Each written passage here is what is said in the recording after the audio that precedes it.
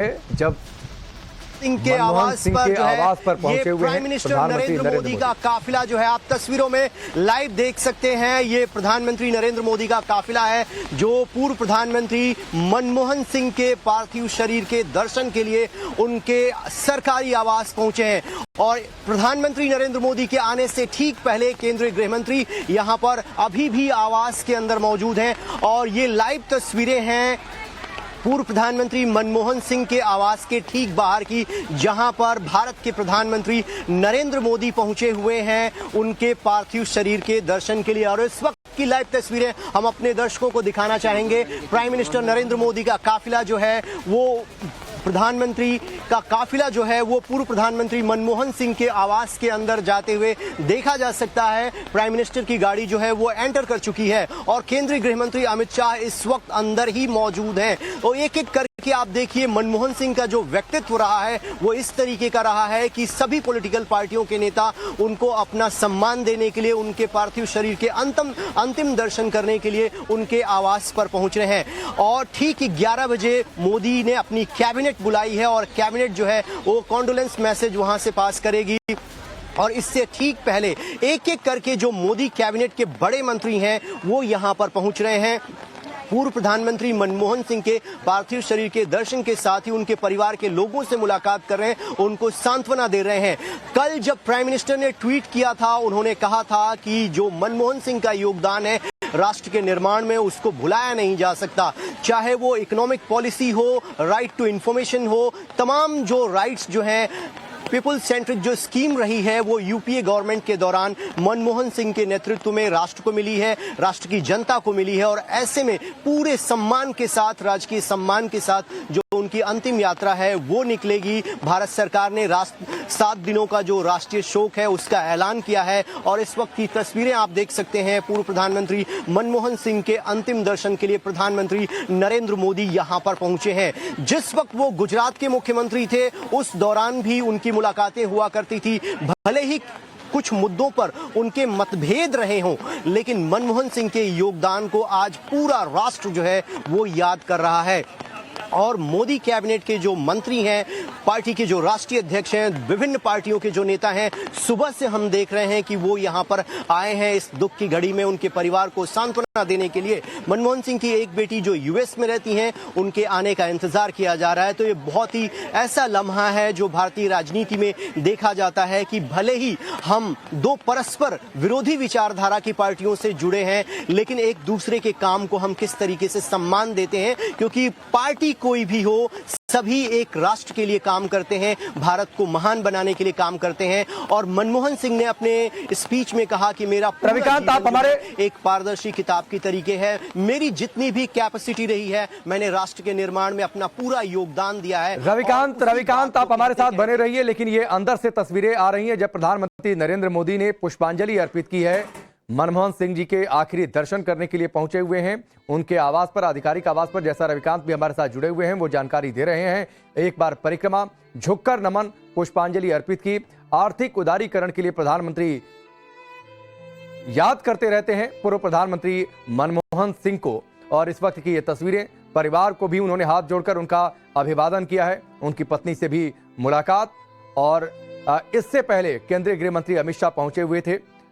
अब ये तस्वीरें अमित शाह की तस्वीरें जब वो पुष्पांजलि अर्पित कर रहे हैं पूर्व प्रधानमंत्री मनमोहन सिंह के पार्थिव शरीर पर।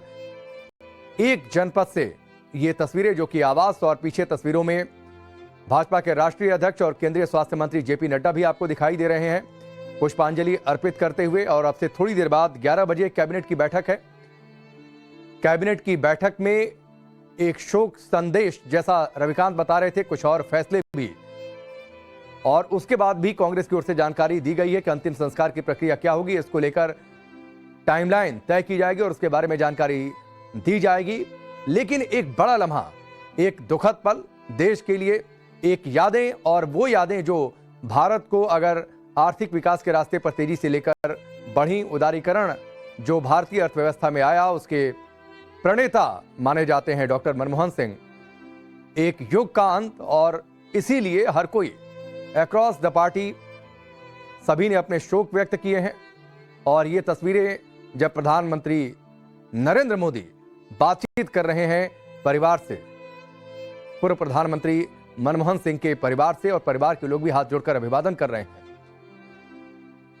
इस वक्त की बड़ी तस्वीर है कि सी वेणुगोपाल भी आपको वहां पर खड़े दिखाई दे रहे हैं। उन्होंने भी प्रधानमंत्री नरेंद्र मोदी का अभिवादन किया है।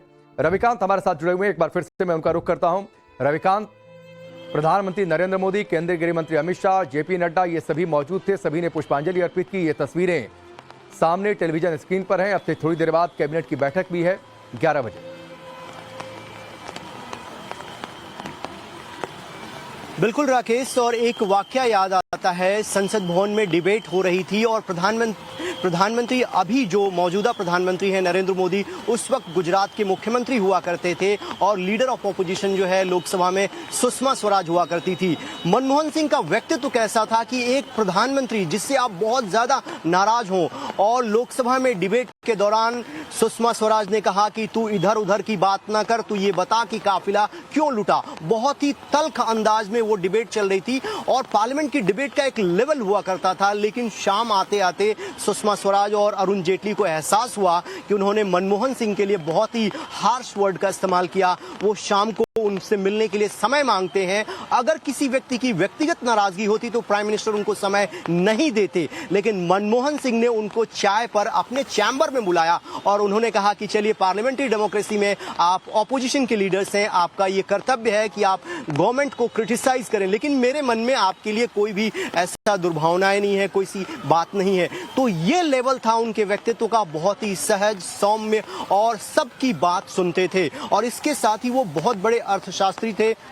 चाहे बैंकों का रिफॉर्म हो, राइट टू इंफॉर्मेशन हो, मनरेगा जैसी बड़ी स्कीम जहां गांवों में लोगों को 100 दिनों के रोजगार की गारंटी दी, बहुत सारी ये जो ब्रेन चाइल्ड योजनाएं होती हैं, और वो मनमोहन सिंह ने अपने कार्यकाल में इंप्लीमेंट की। इसीलिए आप जो तस्वीरें देख रहे हैं राकेश, ये ऐसा बहुत कम होता है कि दूसरी पॉलिटिकल पार्टी का राष्ट्रीय अध्यक्ष मौजूद हो, उसी पार्टी का प्राइम मिनिस्टर भी मौजूद हो, उसी पार्टी का जो गृह मंत्री है वो भी यहाँ पर मौजूद है। आप देखिए, इस वक्त की तस्वीरें दिखा रहे हैं प्राइम मिनिस्टर नरेंद्र मोदी। तस्वीरों में आप देख सकते हैं यहाँ पर पूर्व प्रधानमंत्री मनमोहन सिंह के पार्थिव शरीर पर पुष्पांजलि अर्पित करने के बाद उनका जो काफिला है वो इस वक्त यहाँ से निकल रहा है। और यहाँ से ठीक निकलने के बाद 7 एलकेएम 7 लोक कल्याण मार्ग पर कैबिनेट की बैठक बुलाई गई है, जहां पर पूर्व प्रधानमंत्री मनमोहन सिंह को श्रद्धांजलि पहले तो कैबिनेट अदा करेगी, और एक कॉन्डोलेंस का जो मैसेज होता है, जो रिचुअल्स होते हैं, वो अदा किए जाएंगे। ये प्राइम मिनिस्टर का काफिला है राकेश, जो मनमोहन सिंह के आवास से निकल रहा है। अभी जो जानकारी मिल रही है उसके मुताबिक जितने भी परिवार के लोग थे उनसे एक एक करके मुलाकात की है। कांग्रेस पार्टी के जो संगठन महामंत्री थे केसी वेणुगोपाल, उनसे भी मुलाकात की है, और उनसे पूछा भी ये गया है कि अगर किसी भी प्रकार की हेल्प की जरूरत है रिचुअल्स को निभाने में, वो आप हमें बताएं, क्या टाइमलाइन है, किस तरीके से आप करना चाहते हैं। तो एक बड़ा हृदय, बड़ा दिल दिखाते हुए सभी लोग, सभी पॉलिटिकल पार्टियों के नेता यहाँ पर आ रहे हैं। और कहा यह जा सकता है कि मनमोहन सिंह ने अपने पूरे जीवन काल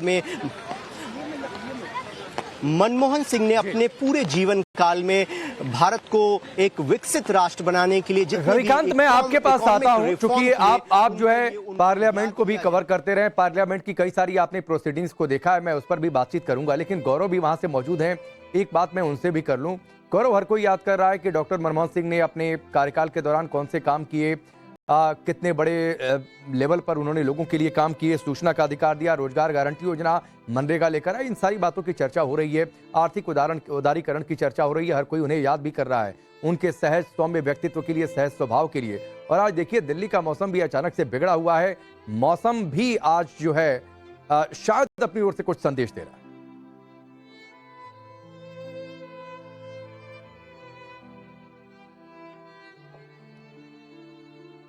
तो गौरव से हम दोबारा संपर्क करने की कोशिश करते हैं, लेकिन कई सारी बातें जिनका रविकांत लगातार जिक्र कर रहे थे, वैश्वीकरण उदारीकरण की बात हो, इंफॉर्मेशन राइट की बात हो, रोजगार गारंटी योजना की बात हो, मनरेगा की बातचीत हो, न्यूक्लियर डील की बातचीत हो, गौरव, इन सभी चीजों को लोग याद कर रहे हैं, देश याद कर रहा है डॉक्टर मनमोहन सिंह के उनके योगदान को। और आज मौसम भी बदला हुआ है, मौसम भी अपनी ओर से शोक संदेश व्यक्त कर रहा है।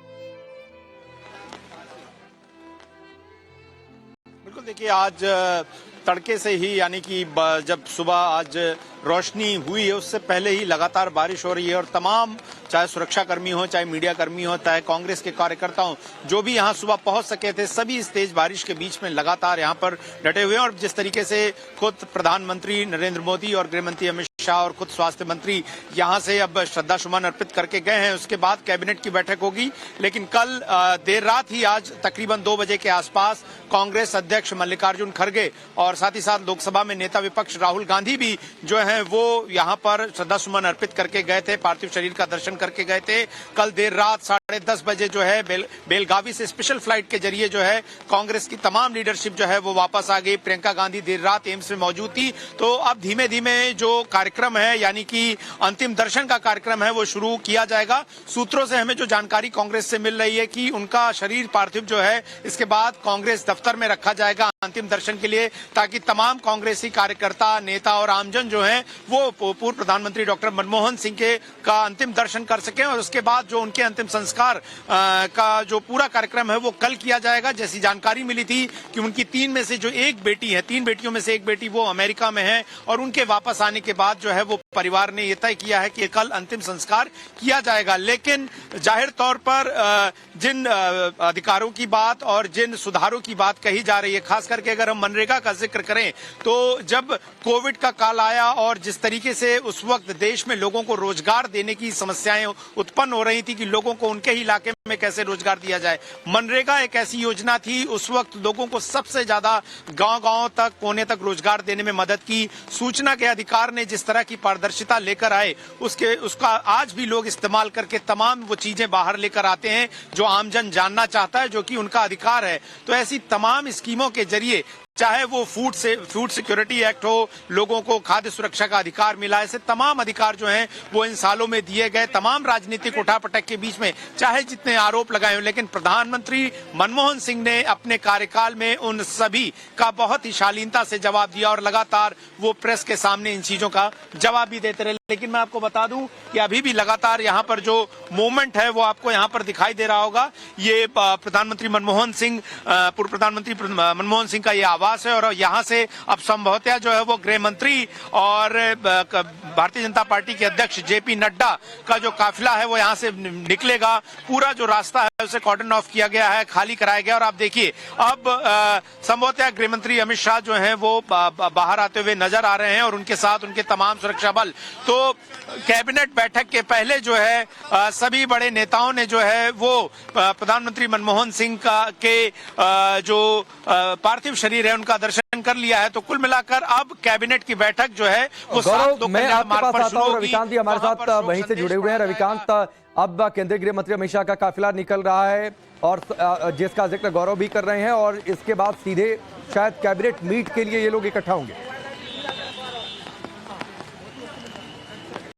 बिल्कुल राकेश, केंद्रीय गृह मंत्री अमित शाह और भारतीय जनता पार्टी के राष्ट्रीय अध्यक्ष और स्वास्थ्य मंत्री जेपी नड्डा दोनों एक ही गाड़ी में थे। और जैसा कि गौरव ने बताया कि अभी जो उनका काफिला यहां से निकला है और कुछ ही देर पहले प्राइम मिनिस्टर यहां से निकल चुके हैं, तो सीधे कैबिनेट की बैठक जो है सुबह 11 बजे बुलाई गई है और ये सभी नेता वहां पहुंचेंगे। कैबिनेट की बैठक होगी, जो रिचुअल्स होते हैं, कॉन्डोलेंस का जो मैसेज होता है, कैबिनेट अपनी पूरी श्रद्धांजलि जो है अपने पूर्व प्रधानमंत्री के प्रति अर्पित करेगी। और इसके साथ ही जो 7 दिनों का जो राष्ट्रीय शोक है वो पहले ही गवर्नमेंट ने डिक्लेयर कर रखा है। अब इसके बाद जैसा कि गौरव ने बताया कि पार्थिव शरीर जो है वो कांग्रेस पार्टी के दफ्तर ले जाने की बात चल रही है, जहां पर कांग्रेस पार्टी के जो कार्यकर्ता हैं, जो सामान्य नेता हैं, जो दूर दराज से आ रहे हैं, वो अपने चहेते नेता का अंतिम दर्शन करेंगे। और जैसे ही मनमोहन सिंह की जो तीसरी बेटी हैं वो यूएस से वापस आती हैं, उसके बाद जो अंतिम जो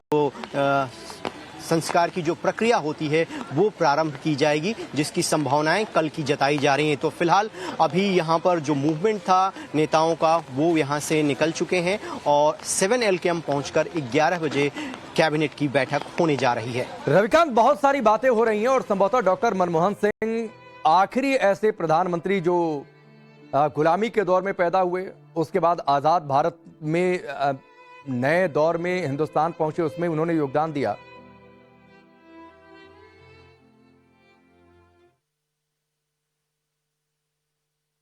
today with the Prime Minister we see today, but he was real, grounded, humble, and he spoke for the people.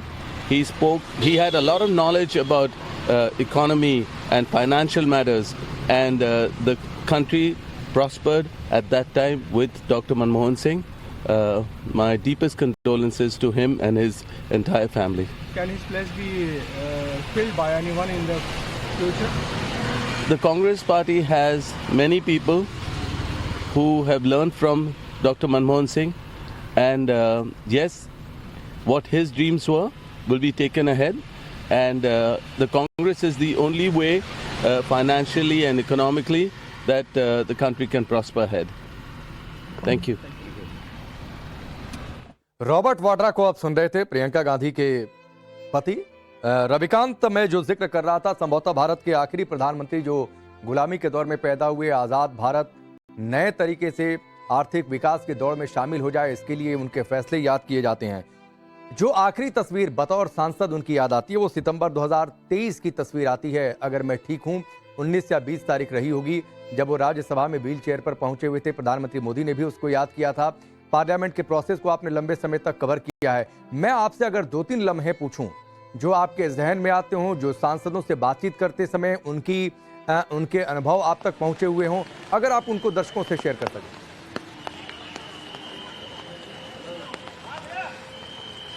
देखिए राकेश, एक व्यक्ति जो ये जानता है कि रूलिंग पार्टी मेजॉरिटी में है और वो बिल को पास कराने में पूरी तरीके से कामयाब है, लेकिन वो दूसरी पॉलिटिकल पार्टी के नेता थे और राज्यसभा के सदस्य थे।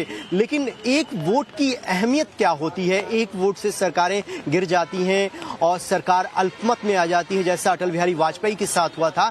लेकिन हमने वो तस्वीर देखी है ओल्ड पार्लियामेंट बिल्डिंग की, जब मनमोहन सिंह पहुंचे हुए थे। दिल्ली से जुड़ा हुआ एक बिल था जिसमें राज्यसभा में वोटिंग हो रही थी। मुझे लगता है आप उसी तस्वीर का जिक्र कर रहे हैं, जब व्हील चेयर पर पहुंचकर मनमोहन सिंह ने अपने एक वोट का वहां पर अपनी पार्टी के लिए अपने कर्तव्यों का सांसद के रूप में निर्वहन किया, उसका इस्तेमाल किया, जो ये दिखाता है कि एक बड़ा व्यक्ति जो कि भारत का प्रधानमंत्री भी रहा, बावजूद इसके वो ये जानता है कि एक वोट की अहमियत क्या होती है। इसके साथ ही जो कांग्रेस पार्टी के आज बड़े नेता जिनको हम मानते हैं, उनमें राहुल गांधी हैं, प्रियंका गांधी हैं, उनको राजनीति का जो पाठ उन्होंने पढ़ाया, जो इकोनॉमी की जो समझ थी उनकी, उसको पूरी दुनिया मानती है। जो यूएस के प्रेसिडेंट हुए बैरक ओबामा, उन्होंने अपनी जो बुक लिखी है और उसमें जो कंपैरिजन किया गया है, उनसे पूछा गया कि आप तो दोनों ही नेताओं से मिले हैं, आपको as a prime minister Manmohan Singh कैसे लगे। उन्होंने कहा कि वो बहुत ही थॉरो जेंटलमैन थे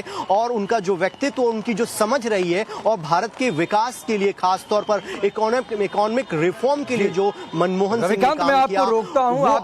आप बराक ओबामा का जिक्र कर रहे हैं। 2010 का समय था, न्यूक्लियर समिट के लिए मनमोहन सिंह वहां पर थे भी, और किस तरीके से उस समय भी देश की सियासत में उथल पुथल हुआ था, लेकिन एक स्टैंड था कि इस रास्ते पर आगे बढ़ना है। बहुत सारी बातें उस दौर में भी हुई थी, उनका भी हम जिक्र आगे करेंगे।